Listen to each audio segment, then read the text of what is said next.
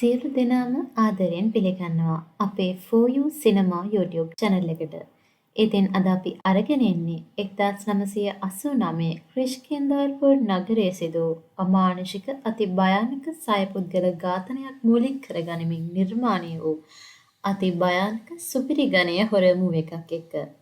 නමින් ක්‍රිෂ්කින්දාල්පූර් නම් මේ චිත්‍රපටය IMDb අගය ඉහළ අගයක් ගන්නවා. ඉතින් මේ කතාව පැත්තට හැරුණොත් කතාව මුලින්ම අපිව අරගෙන යන්නේ වර්ෂ 1989ක් වූ අතීතයේ ක්‍රිෂ්කින්දාල්පූර් නගරයේ ඇති ස්වර්ණමායා රේඩියෝ ස්ටේෂන් එකට. මේ රේඩියෝ ස්ටේෂන් එකේ යහළුවන් 6 දෙනෙක් වැඩ කරමින් ඉන්න අතරතුර හදිසිය සිද්ධ වෙන විදුලි ඇනහිටීමක් එක්ක තමයි මේ කතාව ආරම්භ වෙන්නේ. මුළු රේඩියෝ ස්ටේෂන් එකම අඳුරු වෙන නිසා යහළුවන් 6 දෙනාගෙන් එක් අයෙක් ඉටිපන්දමකුත් අරගෙන අනිත් යහළුවන් ළඟට එනවත් එක්කම ගැහැණු කටහඬකුත් එක්ක අද්භූත විලාපයක් හැමෝටම ඇහෙන්න ගන්නවා.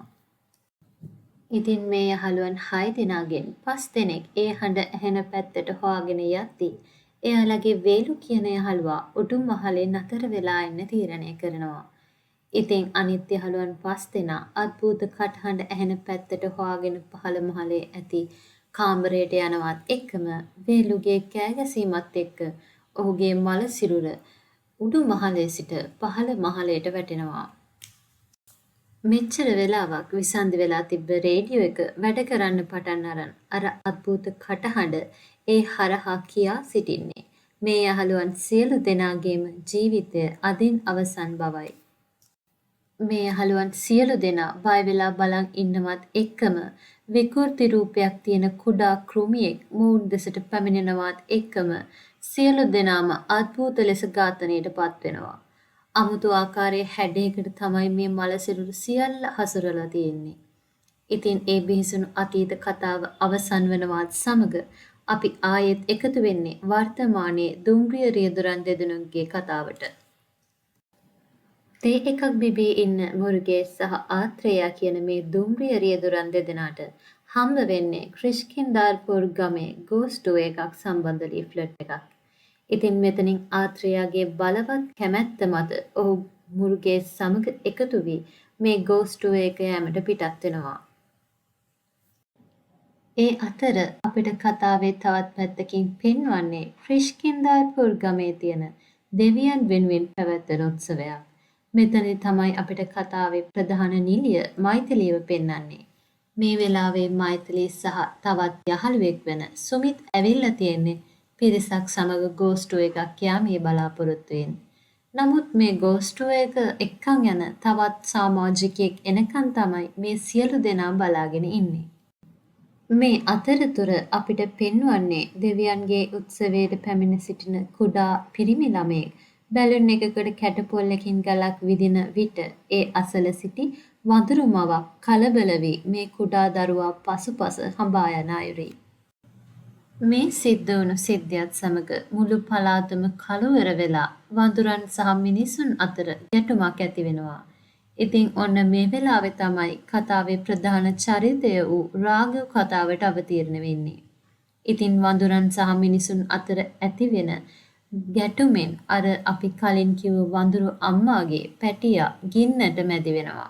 ඒ අවස්ථාවේ තමයි රාඝව ඉදිරිපත් වෙලා මේ කුඩා වඳුරු පැටියව බේරගෙන වඳුරු අම්මා අතට දෙන්නේ. මේ අවස්ථාවේ තමයි වඳුරු මිනිස් ගැටුමත් අවසන් වෙලා මුළු ගමම නැවතත් ආලෝකමත් වෙන්නේ. ඉතින් මේ සිදුවීම් සමග තමයි සියල්ල බලන් ඉඳපු පූජකතුමෙක් මේ රාඝවගේ අතට ඊතා බලගතු වළල්ලක් ලබා දෙන්නේ. මේ සියල්ල අවසන් වුණාට පස්සේ රාඝව සුමිත් සහ මෛත්‍රී එකතු වෙලා තමයි ගෝස්ට් එකට ආපු අයත් සමග සුනන්දා නිලයම් කියන තැනට එන්නේ. මේ ස්ථානයේ භූත ආත්මයන් ඉන්නවා කියලා ටූ එක ආපු පිරිස බය කරන ගමන් තමයි රාඝව ඉන්නේ. මෙතනදී තමයි කතාව බලන අපිටත් තේරෙන්නේ මේ අద్භූත ආත්මයන් ඉන්නවා කියලා මවාපාන ව්‍යාජ ටුවර් ගයිඩ් එක කියන එක. මෙතනදී ටුවර් එක ආපු පිරිස ලබා දුන් මුදලට සාධාරණ ලෙස බියට පත්කොට මුදල් උපයා ගන්නා තවත් එක් කූට ව්‍යාපාරයක් බව අපට පෙනෙනවා. ඉතින් නැවතත් ආරම්භ වෙන්නේ අලුත් දවසකින් ගෝස්ට් එක යන්න අලුතින් ආපු පිරිසක් සමග මේ ව්‍යාපාරයේ ප්‍රධානියාගේ කාර්යාලයෙන්. ඉතින් මෙතනදී සුමිත් ගෝස්ට් එක යන්න ආපු පිරිසගේ තොරතුරු එකතු කරගන්න ගමන් තමයි ඉන්නේ. අපිට කතාවේ මුලදී හම්බ වුණු දුම්රිය රියදුරන් වන මුරුගේත් සහ ආත්‍රයාද ඇවිල්ලා ඉන්නවා. ඊට අමතරව වීරභද්‍රා කියලා පුද්ගලයෙක් සහ තව මෛත්‍රී ජීවත් වන නිවස අසල සිටින කුඩා දරුවෙක් වූ මෝක්ෂා ඇතුළු තවත් 5 දෙනෙක් තමයි මේ ගෝස්ට් එක යන්න ඇවිත් ඉන්නේ. මොවුන්ගේ ප්‍රධානියාගේ උපදෙස් මත මොවුන් යන ටුවර් එක මේ පාර තෝරගන්නේ ටුවර් එක යන්න ආපු කෙනෙක්. ඉතින් මේ කෙනා තෝරගන්නේ අපි කතාව මුලදිම දැක්ක ස්වර්ණමායා රේඩියෝ ස්ටේෂන් එක කියන එක. කෙසේ වෙතත් පෙර සූදානමක් නොවූ මෛත්‍රී සුමිත් සහ රාගවුණා මේ යන ගමනට වැඩි කැමැත්තක් දක්වන්නේ නැහැ. නමුත් අනෙක් සියලු දෙනාගේම කැමැත්තත් එක්ක ගෝස්ට් එක යන පිටත් වෙන මේ පිරිස මහා අద్භූත කැලෑවක් තුළින් තමයි මේ රේඩියෝ ස්ටේෂන් එකට ගමන් කරන්නේ. ඝන කැලෑවත් පසු කරන් රේඩියෝ ස්ටේෂන් එකට එන මේ පිරිසට දකින්නට ලැබෙන්නේ වසා දැමූ ස්ටේෂන් එකක්.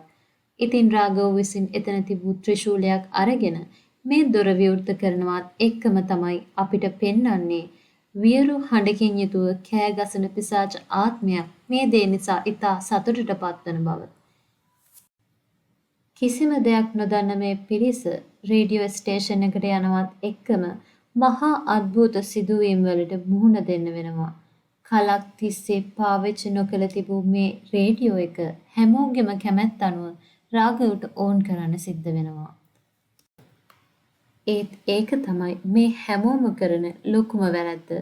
ඒත් එක්කම වැඩ නොකළ තිබූ රේඩියෝ එක වැඩ කරන්න පටන් අරගන්නවත් එක්කම හැමෝම බය වෙනවා.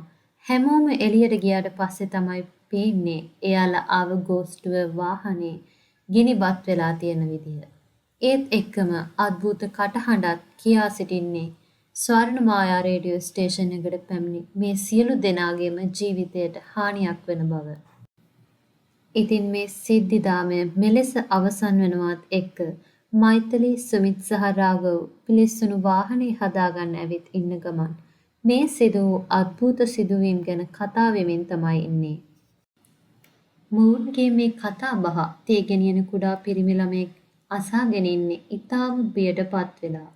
ඉතින් මේ පිරිමි ළමයා මොවුන්ට කියා සිටින්නේ නැවත රේඩියෝ ස්ටේෂන් එකට නොයන බවත් එහි ගිය කිසිවෙක් නැවත නොපැමිණි බවත්ය. නමුත් රාඝව මේ කතාව එතරම් සැලකිල්ලකට ගන්නේ නැහැ. ඉතින් මේ අතරතුර අපිට පෙන්වන්නේ මුරුගේත් සහ ආත්‍රේය යන දුම්රිය රියදුරන් දෙදෙනාව.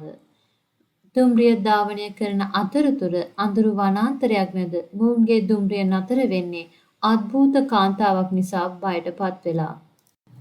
ඒත් එක්කම තමයි කලින් ස්වර්ණමායා රේඩියෝ ස්ටේෂන් එකේදී ආපු අద్භූත කටහඬ නැවත කියා සිටින්නේ මුරුගේත් සහ ආත්‍රේය ඔවුන්ගේ ජීවිත ගමන අවසන් නැවතුමට ඇවිත් ඇති බව. ඉන්පසු අපට පෙන්වන්නේ ඊළඟ දවසේ මේ රියදුරන් දෙදෙනාගේ මරණය ගැන රාඝවට දැනගන්නට ලැබෙන ආකාරය. මේ ලැබුණු තොරතුරුත් සමග රාඝව ඔවුන්ගේ මළසිරුර තිබෙන ස්ථානයට ළඟා වෙද්දී තමයි කතාව බලන අපිට තේරෙන්නේ බිහිසුණු විදියට ඝාතනයට ලක් වෙලා ඉන්න රියදුරන් දෙදෙනාගේ සිරුරු අපි කලින් දැක්කා වගේ සයපුද්ගල මිනිමැරුමේදී මළසිරුර තිබූ ආකාරයේ ස්වස්තික හැඩයකට අතුරලා තියෙන බව. ඒ අවස්ථාවේදී තමයි රාඝවට දකින්නට ලැබෙන්නේ ඊට එහායින් තියෙන මළසිරුරක ඇටකටු කොටස් සහ ඊට ඉදිරියෙන් පෙනෙන්නට තියෙන්නේ ස්වර්ණමායා රේඩියෝ ස්ටේෂන් එක බව. රාඝව නැවතත් මේ ස්වර්ණමායා ස්ටේෂන් එකට ගිහින් පරීක්ෂා කර බලද්දි තමයි ඔහුට වගේම අපිටත් පෙනෙන්න තියෙන්නේ අපි කලින් දැක්ක විදිය ස්වස්තික ලකුණු ඒ බිත්ති පුරාම ලියලා තියෙන බවත් සයපුද්ගල මරණය වුණු අයගේ ඡායාරූපයත් වගේම ඒ කාමරයේ තියෙන විෂ සහිත ගෑස් සිලින්ඩර් කීපයක් හා ඩයිනමෝවකින් වැඩ කරන විදුලි පන්දමක්. ඔහු එම ඩයිනමෝ විදුලි පන්දමත් රැගෙන පැමිණෙන්නේ ස්වර්ණමායා රේඩියෝ ස්ටේෂන් එක ගැන තොරතුරු සොයා ගැනීමේ අරමුණින් පුස්තකාලයටයි. පුස්තකාලයෙන් ඔහු සොයා ගන්නවා මේ රේඩියෝ චැනල් එක පිටුපස හඬ කාගේද? සය පුද්ගල මිනීමැරුම් කළේ කවුද? දුම්රිය රියදුරන් ඝාතනය කළේ කවුද? යන ගැන සඳහන් වූ පුවත්පත් කොටස් කිහිපයක්. ඉතින් මේ සොයාගත් තොරතුරුත් රැගෙන රාඝව කෙලින්ම එන්නේ මෛත්‍රී සහ සුමිත්ව හමු වෙන්න. මේ අවස්ථාවේදී තමයි මේ අය තේරුම් ගන්නේ මේ මිනීමැරුම් සියල්ලටම කාගේ හෝ අමනුෂ්‍ය බලවේගයක් බලපා තියෙන බව වගේම මේ තියෙන්නේ ස්වස්තික ලක්ෂණ නොවන බවත් ඒ කුරුස ස්වස්තිකයක් බවත් ඒ වෛරයේ සංකේතයක් බවත්ය. මේත් එක්කම මොවුන් විසින් ස්වර්ණමායා රේඩියෝ ස්ටේෂන් එකෙන් අරන් ආපු රේඩියෝවකින් නැවත අර අද්භූත කටහඬ කියා සිටින්නේ වීරභද්‍රා නම් කෙනෙක් ඔහුගේ ජීවිතයේ අවසන් ගමන් යාමට නියමිත බවයි. එවිට තමයි මොවුන්ට මතක් වෙන්නේ වීරභද්‍රා කියන්නේ අන් කිසිවෙක් නොව මොවුන් සමග ගෝස්ට් එක යන්න ආපු තවත් එක් පුද්ගලයෙක් කියා. මේ නිසා කලබලයට පත්වන රාඝව වීරභද්‍රාගේ තොරතුරුද සොයාගෙන ඔහු සිටින ස්ථානයට යෑමට පිටත් වෙනවා. මේ වන විට අපට දකින්නට ලැබෙන්නේ කොන්ත්‍රාත්තුකරුවෙක් වන වීරභද්‍රා උඩුමහලේ ඇසුණු ශබ්දය කුමක්දැයි බැලීමට යන අයුරේ. වීරභද්‍ර කියන්නේ තම බිරිඳ වූ භාග්‍යම් නැවත දැකීමේ අරමුණින් ගෝස්ටුවක ගියපු පුද්ගලයෙක්. ඉතින් ඉතා වියරු ස්වරූපයකින් මොහු සිටින ඉහළ මහලට පැමිණෙන්නේ ඔහුගේ බිරිඳගේ ස්වරූපයගත් අර නපුරු බලවේගය. ඉතින් රාඝව මේ ස්ථානයට ළඟා වෙනවත් එක්කම ඔහුට දකින්නට ලැබෙන්නේ මේ වීරභද්‍රා උඩුමහලේ සිට ඔහුගේ දෙපතුල ළඟට ඇද වැටෙන අයුරුයි. එලෙස මල කඳක් මෙන් වැටුණු වීරභද්‍රාගේ මල සිරුරෙන් ලේ විසිරී යන්නේ අර කුරුස ස්වස්තිකයක් ආකාරයටයි.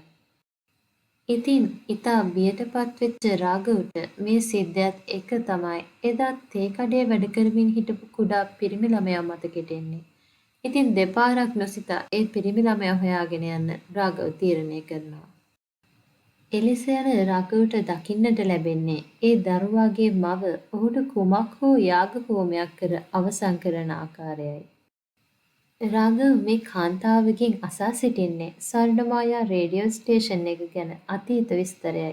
ඉතින් මේ කාන්තාව කියා සිටින්නේ අවුරුදු 35කට කලින් මේ රේඩියෝ ස්ටේෂන් එක පටන් ගන්න හොඳින් ඉගෙනගත්ත පිරිසක් මූලිකත්වය ගැන කටයුතු කරලා තියෙනවා.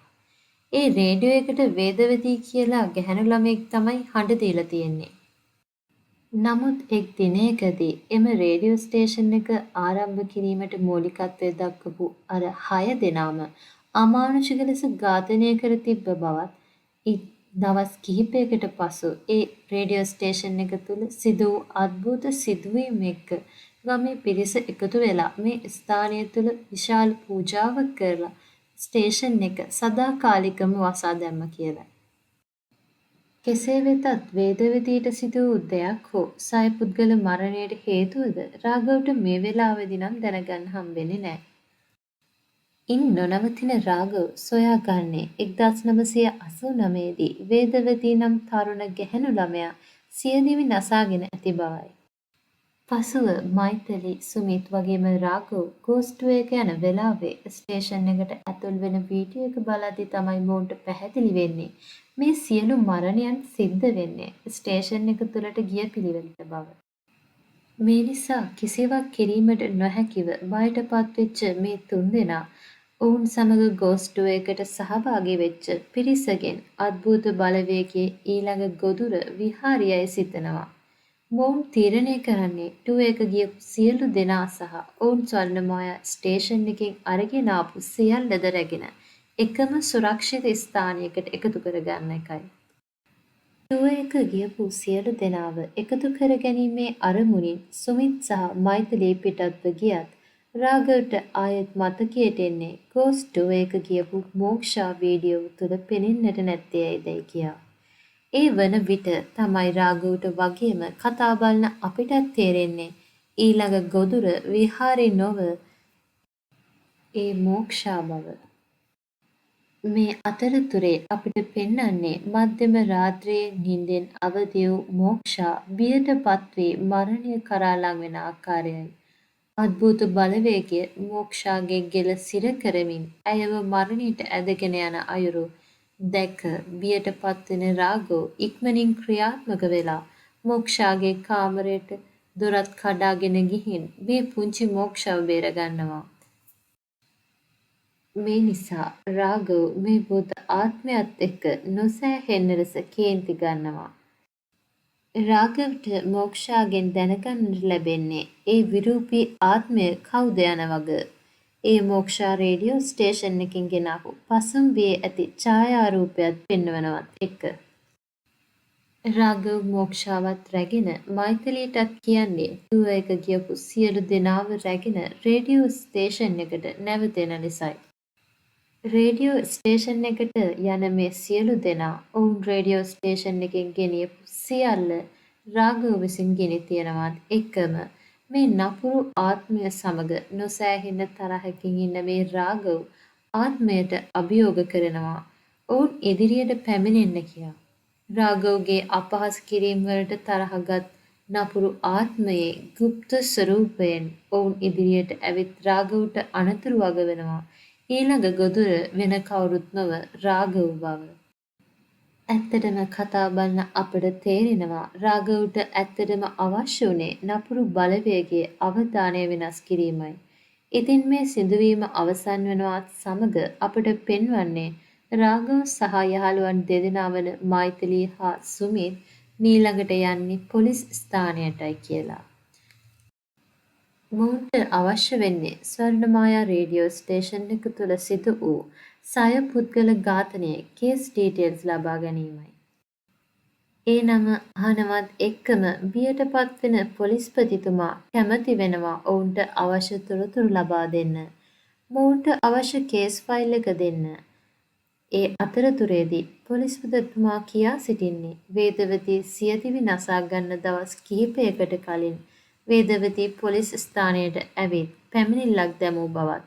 නමුත් ඒ දේවල් කියනවාත් එක්කම මුළු පොලිසිය තුළම විදුලිය විසන්ධි වෙනවා. ඒත් සමගම පොලිස්පතිතුමා කේස් ෆයිල් එක සෙවීමට යන අතර මෛත්‍රී සහ සුමිද්ද රාඝවගෙන් වෙන්ව යනවා. රාඝව ස්වර්ණමායා රේඩියෝ ස්ටේෂන් එකකින් අරන් ආපු අපි අර කලින් දැක්ක ඩයිනමෝවෙන් ක්‍රියාත්මක වෙන විදුලි පන්දම දල්වා ගන්නවත් එක්කම එතන තිබ්බ දුරකථනය නාද වෙන්න ගන්නවා. මේ දුරකථනයෙන් කතා කරන්නේ අර අద్භූත බලවේගය රාඝවට අනතුරු වගවෙනවා. ඔහුගේ ජීවිතය මෙතනින් අවසන් වන බව. ඒත් සමගම රාඝවට අద్භූත විරූපී බලවේගයෙන් පහර කෑමට සිද්ධ වෙනවා. නමුත් මේ රාඝව ළඟ තිබෙන විදුලි පන්දම දකින්නවත් සමග ඒ විරූපී ආත්මය මේ ස්ථානයේ නැති වී යනවා. ඒ අතර මෛත්‍රී වගේම සුමිද්ද රාඝව ඉන්න තැනට පැමිණෙනවා. මේ අතරේ පොලිස්පතිතුමාද සයපුද්ගල අමානුෂික මිනීමැරුම සම්බන්ධ කේස් ෆයිල් එක රැගෙන මොවුන්ට බාර දෙනවා. ඒ වාර්තාවත් රැගෙන මේ මිතුරන් තිදෙනා මුලින්ම පැමිණෙන්නේ වේදවතීගේ නිවසට. ඇයගේ මරණය ගැන වගේම මේ රේඩියෝ ස්ටේෂන් එක තුළ තිබෙන අභිරහස විසඳා ගැනීමේ අරමුණින්. මේ අවස්ථාවේදී තමයි මොවුන්ට වේදාවතීගේ කාමරයේ තිබෙන පින්තූරයක් දැකලා ඔවුන් මේ වන විටත් දැක තිබෙන අර අద్භූත විරූපී පුද්ගලයාද මේ ඡායාරූපයේ ඉන්න බව දකින්නේ. ඉතින් මේ ගැන වේදාගේ පියාගෙන් ඇසූ විට ඔහු පවසන්නේ මේ විරූපී පුද්ගලයාගේ හැසිරීම අමුතු බව වගේම මොහු ගැන විස්තර ලබා ගැනීමට භූෂණ වර්මා කියන මේ පින්තූරයේ ඉන්න ගුරුතුමාව මුණ ගැහෙන්න කියලා. ඉතින් මොවුන් තිදෙනා ලබාගත් තොරතුරුත් අනුව ඊළඟට එන්නේ භූෂණ වර්මාව හමු වෙන්න. මෙතනදී තමයි වර්මා කතාව අතීතයට නැවත වරක් අරන් යන්නේ මේ විරූපී පුද්ගලයාගේ අතීත කතාවට. ඒ අනුව තමයි වර්මා හෙළිදරව් කරන්නේ උපතින්ම විරූපී රූපයක් හිමි වුණු විශ්වපුත්‍රා ගැන. අසුර ග්‍රහණයක් අතරතුරේදී ඉපදුණු මේ කුඩා දරුවා උපතින්ම විරූපී බවක් පෙන්නපු නිසා ඔහුගේ පියාද ඔහු ප්‍රතික්ෂේප කරා. නමුත් මේ ලෝකේ කවදාවත් දරුවෙකුට වෙනසක් නොවි ආදරය කරන්න පුළුවන් එකම කෙනා අම්මා විතරයි. ඉතින් මේ විශ්වපුත්‍රටත් එහෙමයි. එයාගේ මුළු ලෝකයම අම්මා වෙනවා. දිනක් පියාගේ ඇඳුමක් අඳිමින් මවත් සමග සෙල්ලම් කරමින් ඉන්න විශ්රව දැකලා තාත්තට ගොඩක් තරහ යනවා. මේත් එක්කම අම්මටත් ගහන තාත්තව තල්ලු කරලා දාලා අම්මා ගාවට විශ්ව දුවගෙන යන්නේ පිය සෙනෙහසක් නැති වුවත් මව් සෙනෙහසට බෙහෙවින් ආදරය කරන නිසයි. ඉතින් මේ විදිහට කල් ගෙවද්දි තමයි මේ පුංචි විශ්වව වර්මා ගුරුතුමා ළඟට අරන් ඇවිත් තියෙන්නේ. වර්මා ගුරුතුමා කියන විදියට මේ විශ්වට ලස්සන ගැහැණු කටහඬක් පිහිටලා තියෙනවා. වේදවතී කියන්නේත් මේ විශ්වගේ පන්තියම ඉගෙන ගත්ත කෙනෙක්. කාලයක් ගිහින් තරුණ වියට පැමිණෙන කාලෙ තමයි මේ ගමට ස්වර්ණමායා රේඩියෝ ස්ටේෂන් එක පටන් ගන්න අර අලුත් යහළුවන් 6 දෙනා ගමට ඇවිල්ලා තියෙන්නේ. ඉතින් මේ රේඩියෝ ස්ටේෂන් එකට ගැහැණු ළමයෙක්ගේ කටහඬක් අවශ්‍ය බව කියමින් යන දැන්වීමකට ඇහුම්කන් දෙන ළමයින් ගොඩක් පිරිසක් මේ නිවේදනයට අවධානය දෙනවා. ඇත්තටම කිව්වොත් ඒ රේඩියෝ ස්ටේෂන් එක පටන් අරන් තියෙන්නේ වේදවතී ගිවිසගත් පිරිමි ළමයයි. ඉතින් මේ ලැබුණු ආරංචියත් එක්ක විශ්වගේ අම්මගේ දැඩිව ආශාව මත විශ්වත් තීරණය කරනවා මේ පරීක්ෂණයට මුහුණ දෙන්න. ඉතින් ඊට පස්සේ තමයි අපිට පෙන්වන්නේ පරීක්ෂණයට මුහුණ දුන්න ළමයින් අතරින් තෝරාගෙන තියෙන්නේ විශ්‍රව කියලා. ඒ සතුට නම් වැඩි වෙලාවක් රැඳෙන්නේ නැහැ. මොකද කිව්වොත් ගමේ හැම තැනම වේදාවතීගේ ඡායාරූපය දමා පත්‍රිකාලවා තිබෙනවා. ඒ රේඩියෝවේ කටහඬ දීමට වේදාවතීව තෝරගත් බව මේ පෝස්ටර් හැම එකකම ගහලා තියෙනවා. මේ නිසා කෝපයට පත්වන විශ්වා රේඩියෝ ස්ටේෂන් එකට ගිය නමුත් නැවත ආවේ නෑ කියන එක තමයි වර්මාගේ අදහස වෙන්නේ. වර්මාගේ මේ හෙළිදරව්වත් එක්කම නැවත එමින් ඉන්න මෛත්‍රී, රාඝව සහ සුමිත් හදිස්සියෙම පාරට පැනපු සුනඛයෙක් නිසා වාහනය අනතුරට ලක් වෙනවා. ඉතින් මේ තුවාල වූ සුනඛයා පිටුපස හඹා යන මේ තිදෙනාට දකින්නට ලැබෙන්නේ මෙච්චර වෙලා ඔවුන් සමග කතා කරමින් සිටි වර්මා 2007 වර්ෂයේදී මරණයට පත්වෙච්ච බව. ඉතින් මේ උණු සිද්ධියෙන් ඉතා බයටපත් වෙන මේ තිදෙනා නැවත ඔවුන්ගේ වාහනයට ඇවිත් යන්න තමයි සූදානම් වෙන්නේ. ඉතින් මේ යන අතරතුරේදී වාහනේ ඇති රේඩියෝවෙන් නැවත විශ්වපුත්‍රා කියා සිටින්නේ මේ රාඝව්ගේ ජීවිතයේ අවසන් මොහොත බවයි. ඒත් එක්කම විශාල ලොරියක් ඇවිත් ඔවුන්ගේ වාහනයට හානි සිද්ධ වෙනවා. නමුත් මේ අනතුරෙන් නම් රාඝව්ට වගේම සුමිට්ටත් එතරම් හානියක් සිදු වෙන්නේ නැහැ. නමුත් මෛත්‍රීට නම් කම්පනයකටපත් වෙනවා. ඒ වගේම ඉතා බයටත්පත් වෙනවා. මේ අවස්ථාවේදී තමයි කවුරුත් නොසිතූ විදිහට විශ්වපුත්‍රාගේ නපුරු බලවේගය බය වෙලා ඉන්න මෛත්‍රීගේ ඇඟට පොසෙස් වෙන්නේ. මොකද කෙතරම් දේවල් කරත් රාඝව්ට කිසිදු දෙයකින්වත් අනතුරක් සිදු කරන්නට බැරි වුණ නිසා. මෙතනදි තමයි අපිට පෙන්වන්නේ රාඝව්ට කලින් කතාව ආරම්භයේදී පූජකතුමෙක් දුන්න අර ආරක්ෂක වළල්ල නිසා තමයි මේ නපුරු ආත්මයට කිසිවක් කරගන්න බැරි වුණේ. ඒත් එක්කම අපිට පෙන්වන්නේ මෛත්‍රී සිටි රෝහල් කාමරේ ඇය අතුරුදහන් ඇති බවයි. කතාව බලන අපි හැමෝම දන්නවා මේ වෙද්දී මෛත්‍රීගේ ඇඟේ සිටින විශ්වාට ඕනි කරන්නේ රාඝව්ගේ ජීවිතයට හානියක් කරන්න කියලා. මේ වෙද්දී මෛත්‍රී රාඝව්ට පහර දෙන්න පටන් ගන්නකොටම රාඝව් ළඟ තිබ්බ මෝෆින් එන්නතක් අරගෙන මෛත්‍රීව සිහි නැති කරගන්න රාඝව් සමත් වෙනවා. ඒත් එක්කම නැවත මෛත්‍රීව රෝහලේ නවත්තන රාඝව්ට ඒ අසල තිබ්බ ඔක්සිජන් සිලින්ඩරයක් තුරුතුරු සැනින් මතක් වෙන්නේ අපි කතාවේ කලින් දැක්ක විදියට ස්වර්ණමායා රේඩියෝ ස්ටේෂන් එකේ තිබ්බ සිලින්ඩර ගැනයි. ඉතින් දෙවරක් නොසිතා රාඝව් නැවතත් රේඩියෝ ස්ටේෂන් එකට ගිහින් ඒ සිලින්ඩරයකුත් රැගෙන යන්නේ ඒ සිලින්ඩර් නිෂ්පාදනය කරන KDA වෙයාර්හවුස් එකටයි. ගොඩක් නීති විරෝධී ගෑස් නිෂ්පාදනය කරන මේ ස්ථානයේ ප්‍රධානියා වන සුරේන්ද්‍රන්ව සොයාගෙන යන රාඝව්ට සුරේන්ද්‍රන්ව මුණ ගැසෙන්න පුළුවන් වෙන්නේ එම ස්ථානයේ වැඩ කරමින් සිටි පිරිස සමග ගැටුමකින් අනතුරුවයි. ඉතින් මේ සුරේන්ද්‍රන්ගේ හෙළිදරව්වට අනුව රේඩියෝ එකට තෝරගත්තු මිහිරි කටහඬ ඇත්තටම අයිති වුණේ වේදවතීට බවත් විශ්වාට ඇත්තටම තිබුණේ අමිහිරි කටහඬක් බව. ඒ වගේම විශ්වාට මවක් නොසිටි බවත් ඔහු මව ලෙස සැමවිටම කතා කර ඇත්තේ කණ්ණාඩියක් එක්ක බවත්ය.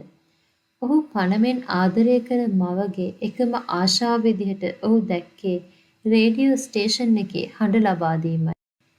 එම නිසා විශ්වපුත්‍රාට වේදවතී එක්ක තිබ්බ කේන්තිය නිසා එදා රේඩියෝ ස්ටේෂන් එකට ගිහින් වේදවතීගේ ඇඳුම් ගලවාගෙන ඒ සියල්ලත් ඇඳගෙන ස්ටේෂන් එකේ සිටි අර යහළුවන් 6 දෙනාට පහර දෙන්න පටන් ගන්නවා.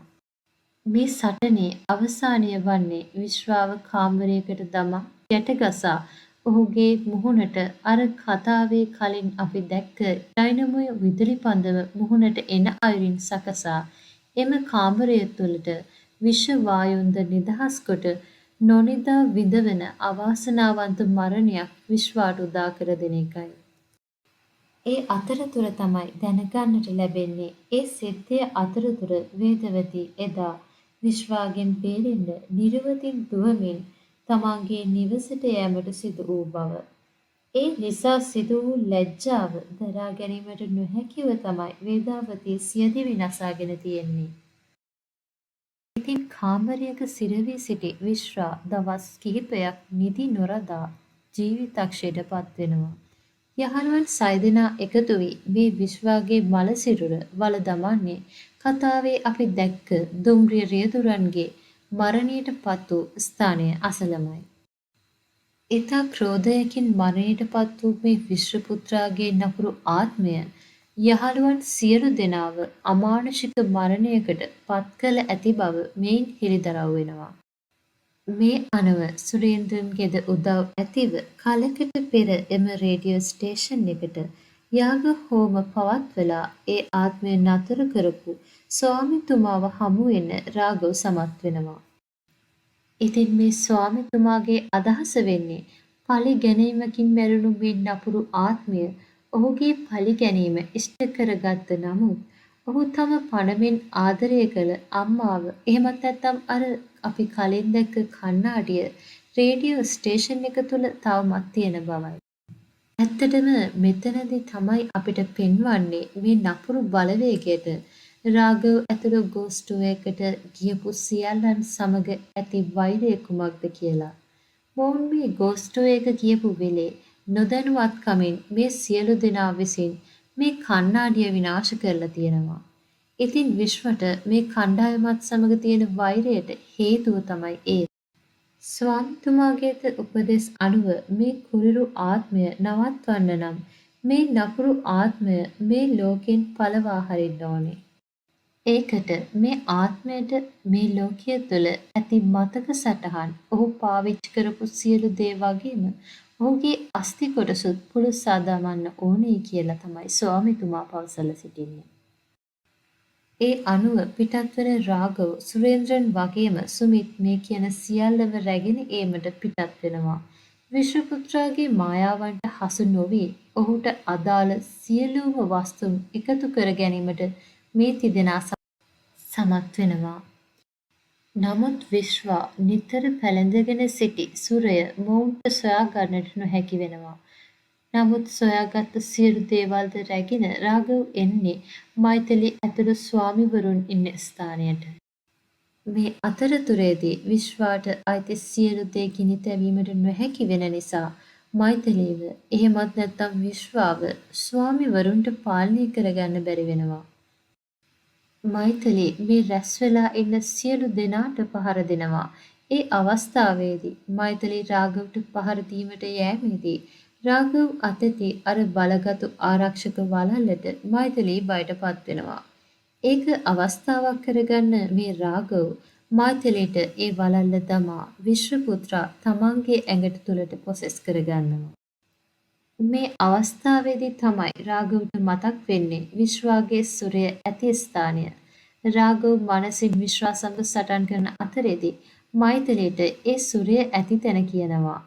ඒත් සමගම මෛත්‍රී ඉක්මනින් ක්‍රියාත්මක වෙලා එය සොයාගෙන විත් ඒද පුරස්සා දමන විට විශ්වපුත්‍රාගේ නපුරු ආත්මය මේ ලොව තුළ සිටීමට තවත් නොහැකිව මේ ලොවෙන් සදහටම හැර යනවා. ඉතින් දවස් කිහිපයකට පස්සේ මේ සියල්ල අවසන් වී රාඝව වගේම මෛත්‍රීත් සතුටින් ඇවිදිමින් ඉන්න අවස්ථාවේදී රාඝවට වගේම අපිටත් එන ප්‍රශ්නය වෙන්නේ ඇත්තටම දරුණු විශ්වාද නැත්නම් අර කණ්ණාඩියෙන් පෙනුණු අම්මාගේ ස්වරූපයගත් නපුරු බලවේගයද කියලා.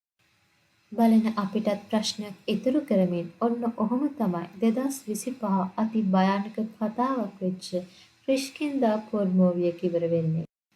ඉතින් මේ ෆිල්ම් එක කොහොමද ඒ වගේම අපේ පැහැදිලි කිරීම කොහොමද කියලා පහලින් කමෙන්ට් එකක් දාගෙන යන ගමන් අපේ වීඩියෝ එකටත් ලයික් එකක් දාලා අපේ channel එකත් subscribe කරන්න අමතක කරන්න එපා. ආයෙත් සුපිරිම ෆිල්ම් එකකින් මේ වගේ මුණ ගැහෙමු.